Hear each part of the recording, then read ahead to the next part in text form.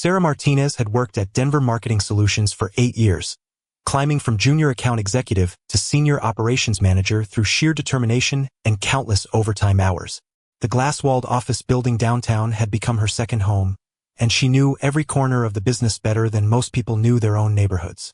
She had witnessed 3 different CEOs, survived 2 major restructurings, and helped the company grow from 35 employees to over 120. Her desk was positioned strategically near the main conference room, allowing her to observe the daily rhythms of executive decisions and interdepartmental politics that shaped the company's culture. What she didn't know was that her dedication and institutional knowledge would soon clash with the pettiest power play she'd ever witnessed. The Colorado autumn air was crisp that October morning when Sarah received the email that would change everything.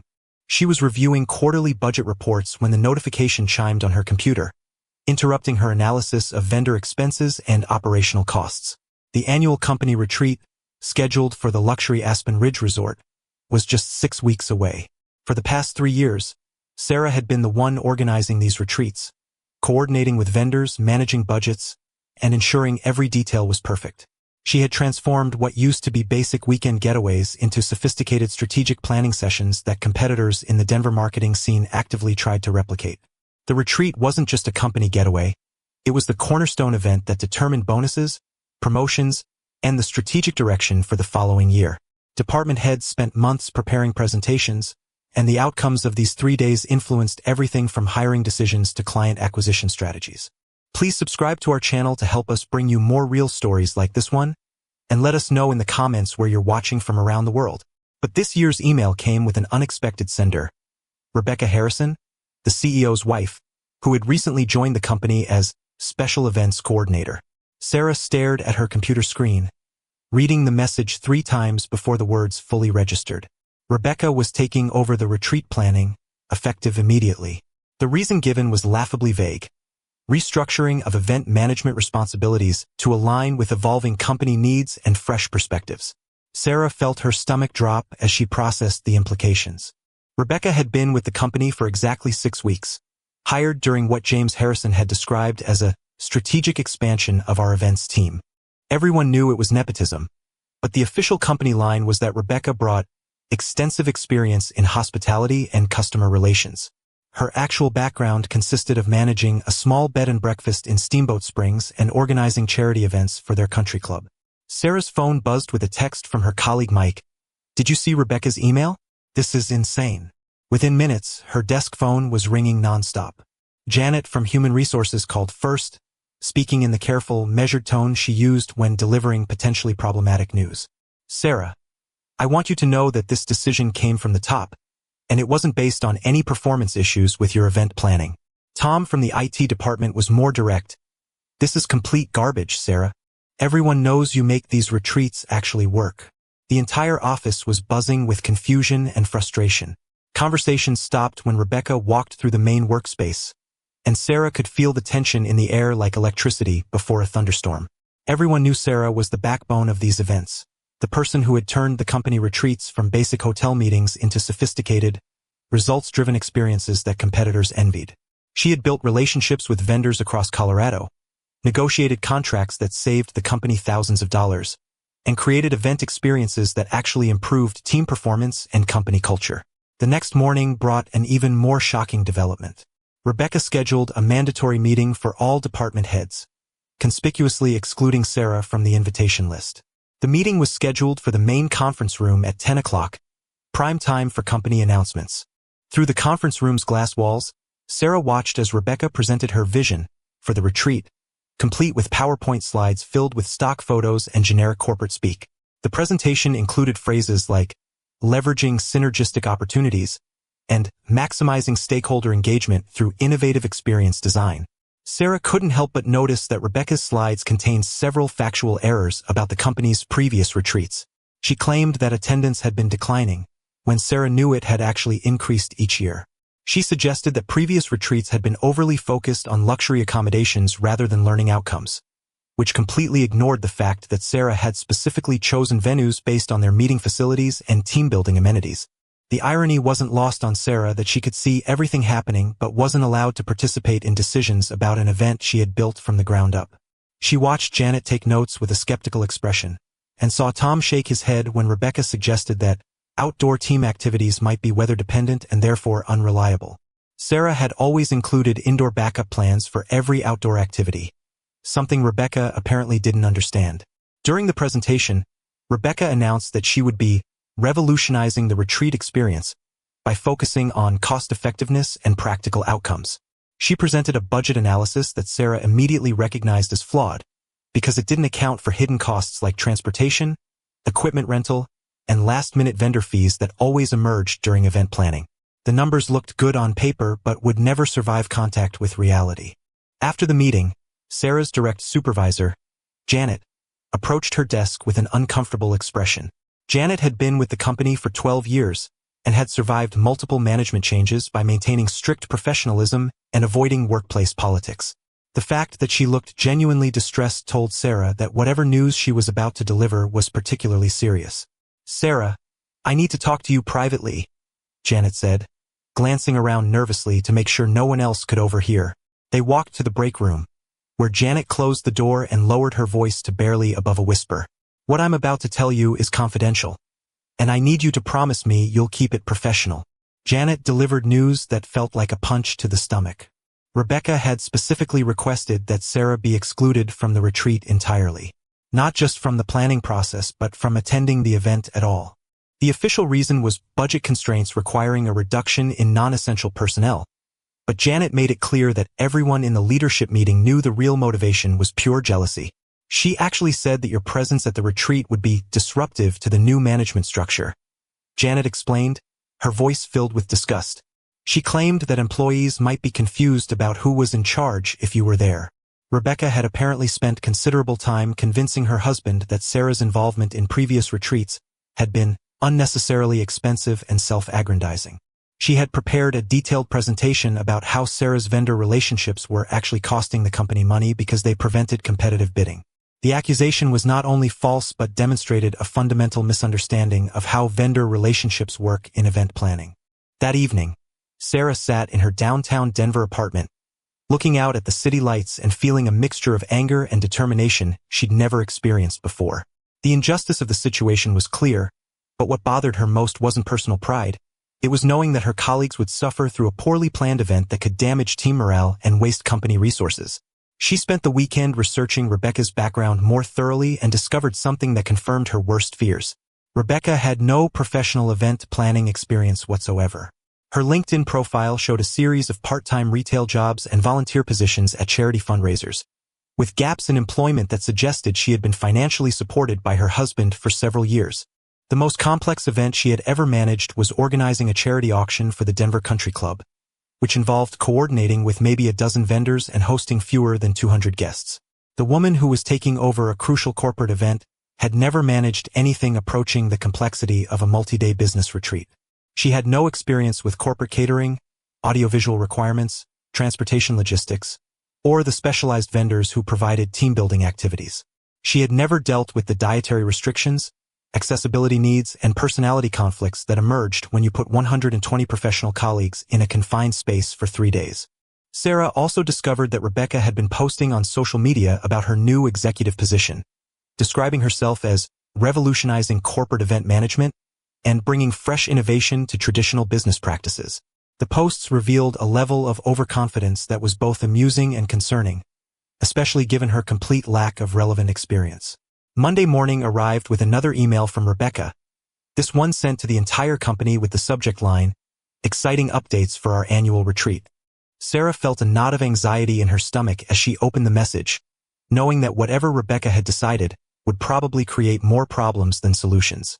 The Aspen Ridge Resort wasn't just a luxury location, it was specifically designed for corporate retreats with state-of-the-art presentation facilities, team-building amenities, and a layout that encouraged both formal meetings and informal networking. The Colorado Springs facility was a generic conference center better suited for wedding receptions than strategic business planning. Sarah made a decision that would either revive her career or end it completely. She spent her lunch break researching corporate booking policies and vendor management procedures, looking for any legitimate way to address the situation without directly challenging Rebecca's authority. Her years of experience in operations management had taught her that there were often administrative solutions to political problems, if you knew where to look and how to navigate company systems properly. She called Aspen Ridge Resort directly and spoke with Marcus, the events manager she'd worked with for the past 3 years. Marcus had become more than just a vendor contact. He was a professional partner who understood the specific needs of Denver Marketing Solutions and had helped create the successful experiences that made their retreats so valuable.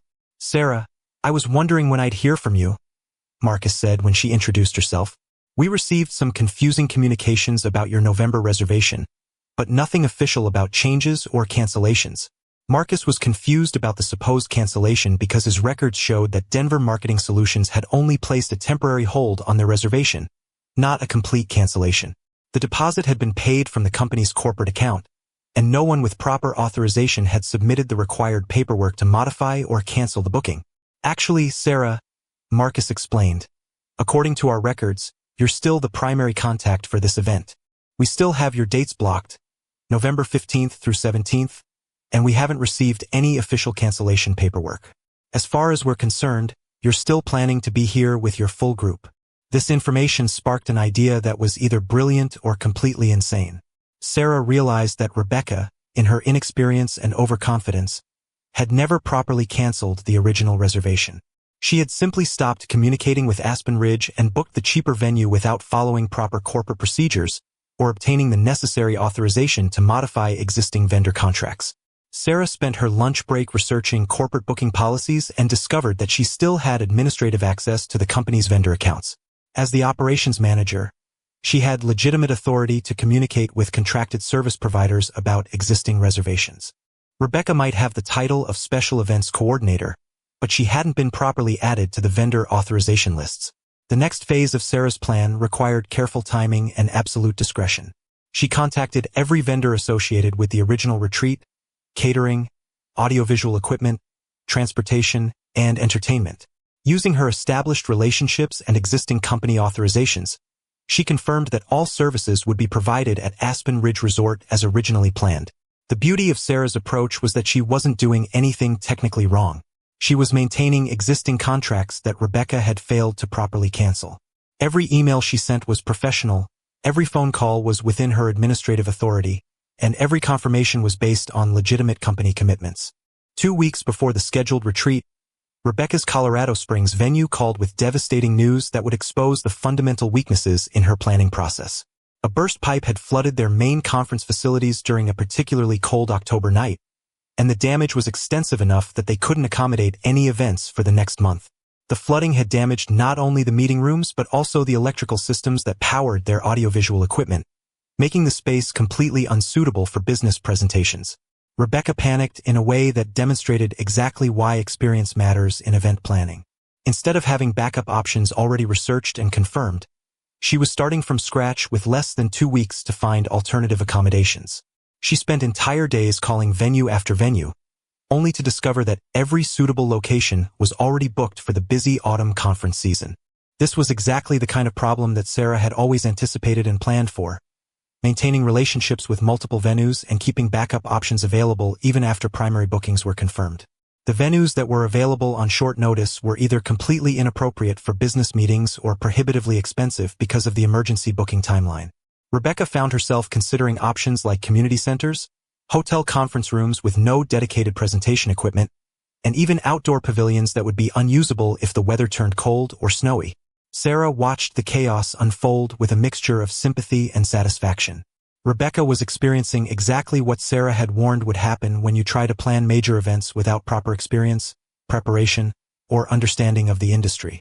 The woman was scrambling to find any available space, even considering holding the retreat in a hotel ballroom with no proper presentation equipment and limited catering options that would force the company to rely on generic banquet meals instead of the carefully planned nutrition that supported productive meetings.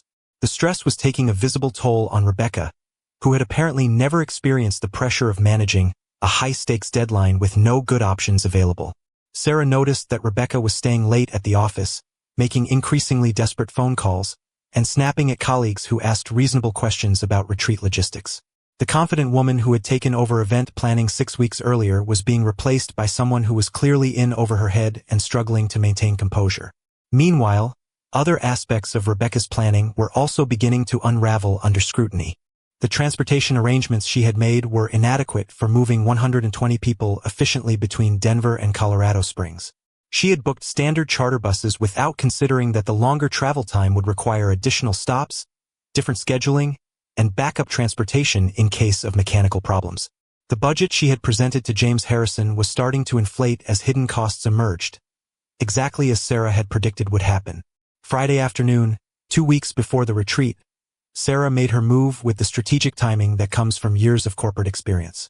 She had spent the week monitoring Rebecca's increasingly frantic efforts to find alternative venues, and she knew that the situation had reached a critical point where intervention would be welcomed rather than resented. She walked into Rebecca's temporary office, which had been hastily set up in a converted storage room near the main conference area, and knocked politely on the door frame. Rebecca looked up from her desk, which was covered with printed emails, venue brochures, handwritten notes with crossed-out phone numbers, and what appeared to be a very long list of venues that had already rejected her booking requests. Her usually perfect makeup was smudged. Her hair was disheveled from running her hands through it in frustration, and she had the hollow-eyed look of someone who hadn't been sleeping well. The confident woman who had announced her revolutionary approach to event planning had been replaced by someone who was clearly drowning in responsibilities she didn't understand. "Rebecca, I heard about the flooding situation at Pikes Peak," Sarah said calmly, maintaining the professional tone she had used throughout the entire ordeal. "I know we've had our differences about event planning approaches, but I don't want to see the company suffer because of venue problems that are beyond anyone's control. I may have a solution that could help everyone involved." Rebecca's expression shifted from suspicion to desperate hope with an immediacy that revealed just how dire her situation had become. After weeks of being confident about her ability to revolutionize the company's retreat experience, she was now facing the possibility of having to cancel the event entirely or settle for accommodations that would be embarrassing for a company of Denver Marketing Solutions' reputation. "What kind of solution?" Rebecca asked, her voice betraying both curiosity and the kind of exhaustion that comes from days of unsuccessful problem-solving. Sarah explained that while researching backup options for future events, she had discovered that Aspen Ridge Resort still had the original dates available. They could accommodate the retreat with full facilities, complete catering, and all the amenities that had made previous retreats so successful. The vendor relationships she had maintained meant that the booking could be confirmed immediately, and the comprehensive planning that had already been completed could be reactivated without the delays and complications that came with starting over at a new venue. The catch, Sarah explained, was that the booking would need to be confirmed immediately because other companies were also looking for last-minute venues due to the busy conference season. It would require someone with existing vendor relationships and detailed knowledge of the company's specific requirements to coordinate all the moving pieces, ensure that dietary restrictions were accommodated, confirm that meeting room configurations matched the planned agenda, and verify that all the specialized equipment and services were available and properly reserved. "How is that possible?" Rebecca asked, clearly confused by the suggestion that a premium venue would be available on such short notice. "I thought Aspen Ridge was too expensive, and wouldn't they be booked months in advance? It turns out the pricing I negotiated last year is still valid because of our long-term partnership with them," Sarah replied smoothly, careful not to reveal the full extent of her behind-the-scenes work to maintain the original booking. "My vendor relationships allow us to get the premium location for basically the same total cost as your Colorado Springs venue, especially when you factor in the additional transportation costs, equipment rental fees, and the premium pricing that comes with emergency bookings." Sarah also explained that the apparent cost savings of the Colorado Springs venue had been somewhat illusory, because Rebecca hadn't accounted for all the additional expenses that would be required to make the space suitable for their needs. Professional audiovisual equipment would need to be rented separately. Catering would be limited to basic options that wouldn't support the intensive meeting schedule, and the transportation costs for the longer distance would actually exceed the difference in venue pricing. Rebecca's relief was palpable, but Sarah could see the wheels turning in the other woman's head as she processed the implications of accepting this solution. Agreeing to return to the original venue would mean admitting that her cost-cutting approach had been flawed, that her event planning expertise was insufficient for the complexity of the task, and that Sarah's original arrangements had been superior to her alternative plans. "What would you need from me?" Rebecca asked finally, her voice smaller than it had been since she had first announced her takeover of the retreat planning. "Just authorization to reactivate the existing arrangements," Sarah said carefully. "I can handle all the vendor coordination, menu planning, and logistics details that need to be finalized quickly. You can focus on the content and presentation aspects, which are really the most important parts of the retreat anyway. The strategic planning sessions, the departmental presentations, and the goal-setting activities that actually drive business results. Sarah was offering Rebecca a face-saving solution that would allow her to maintain her official role as special events coordinator while acknowledging that the operational aspects of event management required specialized expertise and established relationships. It was a diplomatic way to resolve the crisis that protected both women's professional reputations while ensuring that the company retreat would be successful. The next Monday, Sarah was back in her element, coordinating with vendors, finalizing menus, and ensuring every detail of the retreat would be perfect. The transition back to the original planning felt like putting on a comfortable pair of shoes after walking in uncomfortable boots for weeks. Her desk was once again covered with vendor contracts, menu options, transportation schedules, and the detailed spreadsheets that tracked every aspect of the complex logistical operation required to move an entire company to a mountain resort for 3 days. Rebecca had grudgingly agreed to the arrangement, though she insisted on taking credit for securing the premium venue through cost-effective negotiation and strategic vendor relationship management. She sent an email to the entire company announcing that she had successfully resolved the venue crisis through innovative problem-solving and collaborative partnership development. The email carefully avoided mentioning Sarah's role in the solution, instead focusing on Rebecca's leadership in navigating the challenging situation. Sarah didn't mind the lack of credit because she understood that the success of the retreat itself would demonstrate the value of her expertise and experience. She was more interested in ensuring that her colleagues had a productive and enjoyable experience than in receiving public recognition for her problem-solving abilities. The real satisfaction came from knowing that the event would meet the company's needs and maintain the high standards that had been established in previous years. The vendor coordination process revealed just how close the company had come to a complete disaster under Rebecca's management. The catering team at Pikes Peak had been planning to serve basic buffet meals that would have been inadequate for the long days of intensive meetings and strategic planning that were central to the retreat's purpose. The audiovisual equipment that Rebecca had arranged was outdated and would have been insufficient for the interactive presentations that were essential to the collaborative planning process. Marcus at Aspen Ridge was relieved to hear that the event was back on track, and he shared some insights that helped Sarah understand how unusual the situation had been. In his 15 years of managing corporate events, he had never seen a company attempt to cancel and rebook such a major event so close to the scheduled dates. Most professional event planners understood that major corporate retreats required months of advanced planning and coordination, not the kind of last-minute scrambling that Rebecca had attempted. The transportation arrangements that Sarah reactivated were also significantly superior to what Rebecca had planned. Instead of basic charter buses, Sarah had arranged for luxury coaches with Wi-Fi, power outlets, and comfortable seating that would allow employees to remain productive during the 2-hour journey to Aspen. The vehicles were equipped with restrooms and climate control systems that would ensure comfort regardless of November weather conditions in the Colorado mountains. "Sarah, I want to talk to you about the retreat arrangements," he said, gesturing toward his office. "Can you spare a few minutes?" In his office, James closed the door and sat down across from Sarah with a sigh. "I owe you an apology," he began. "I've been getting reports from our vendors about the retreat coordination, and it's become very clear that you've been holding this whole thing together despite being officially excluded from the planning." Sarah maintained her professional composure, but she could feel her heart racing. "I just wanted to make sure the company event was successful, sir." James nodded slowly. "I've also learned some things about how the vendor relationships work, and how close we came to having a complete disaster because proper procedures weren't followed." Marcus at Aspen Ridge explained the situation with the booking arrangements. The CEO leaned back in his chair, looking older than his 55 years. "Sarah, I need you to understand something. When I agreed to let Rebecca take over event planning, I thought it would be a good opportunity for her to contribute meaningfully to the company. I didn't realize how complex these events actually are, or how much institutional knowledge and vendor relationships matter." "I understand the position you were in, sir," Sarah replied carefully. "No, I don't think you do," James said firmly. "I was trying to balance my marriage with my business responsibilities, and I ended up creating a situation that could have seriously damaged team morale and company reputation. That's not fair to you, and it's not fair to our employees who deserve professionally managed events." James explained that he had spent the previous weekend reviewing the costs and logistics of both retreat options. Sarah's approach wasn't just more professional, it was actually more cost-effective when all factors were considered. The Colorado Springs venue would have required additional equipment rentals, transportation costs, and last-minute vendor fees that exceeded the premium for the Aspen Ridge location. I want you to know that after this retreat, event planning responsibilities will be returned to you permanently, James said. Rebecca will be transitioning to a different role that better matches her background and interests. The retreat itself was a resounding success.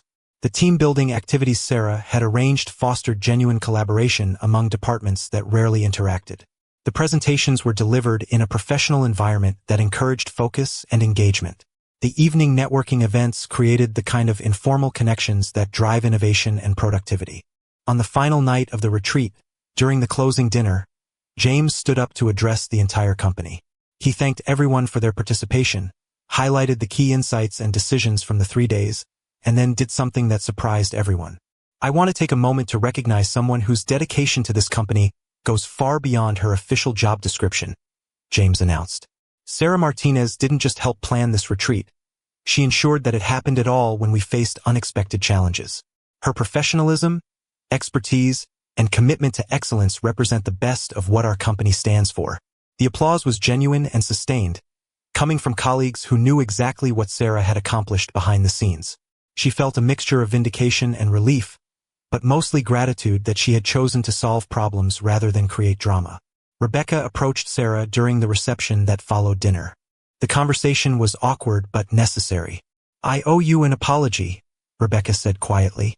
"I thought event planning would be easier than it actually is, and I let my personal feelings get in the way of what was best for the company." Sarah appreciated the acknowledgement, even though she knew it came only after Rebecca had experienced the reality of professional event management firsthand. "These things are complicated," Sarah replied diplomatically. "The important thing is that everything worked out." The months following the retreat brought significant changes to Denver Marketing Solutions.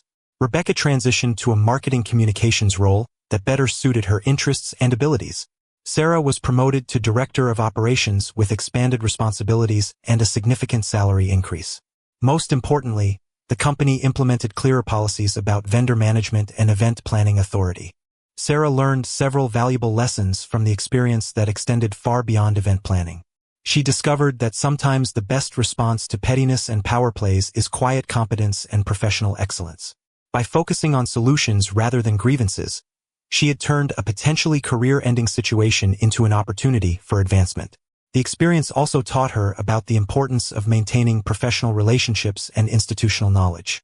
Her years of building vendor partnerships and understanding company needs had created value that couldn't be easily replaced or replicated. Expertise matters, and experience has tangible worth in ways that aren't always immediately obvious.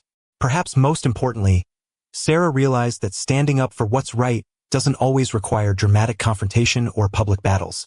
Sometimes the most effective resistance comes through quiet competence, strategic thinking, and patient persistence. By maintaining her professionalism while protecting the company's interests, she had achieved an outcome that benefited everyone involved. The following year's retreat was held again at Aspen Ridge Resort, planned meticulously by Sarah with full company support and recognition. Rebecca attended as a participant rather than a planner, and seemed genuinely relieved to enjoy the event without the stress of coordination responsibilities. During that second retreat, Sarah reflected on how the previous year's conflict had ultimately strengthened both her career and the company's operations. The clear policies and procedures that had been implemented prevented similar jurisdictional confusion in the future. The recognition of her expertise had led to greater autonomy and resources for her department. Standing on the resort's Mountain View Terrace during the closing reception, watching her colleagues network and celebrate another successful year, Sarah felt genuine satisfaction. She had navigated a difficult situation with grace and professionalism, turning potential career destruction into career advancement. The mountain air was crisp and clear, matching her perspective on workplace challenges and professional growth. The story of Sarah's retreat rescue became something of a legend at Denver Marketing Solutions, though she never encouraged the storytelling. Instead, she focused on building systems and relationships that would prevent similar problems in the future. Her approach had proven that competence, patience, and strategic thinking could overcome even the most frustrating workplace politics. Years later, when new employees asked about the company's excellent retreat program, Sarah would simply smile and explain that good events require careful planning, strong vendor relationships, and attention to detail. She rarely mentioned the drama that had nearly derailed one of those events, preferring to focus on the positive lessons learned and the improvements that had resulted. The experience had taught everyone involved that professional expertise matters, that experience has value, and that the best solutions often come from cooperation rather than competition. Sarah's calm, strategic response to an unfair situation had created lasting positive change for herself and her entire organization.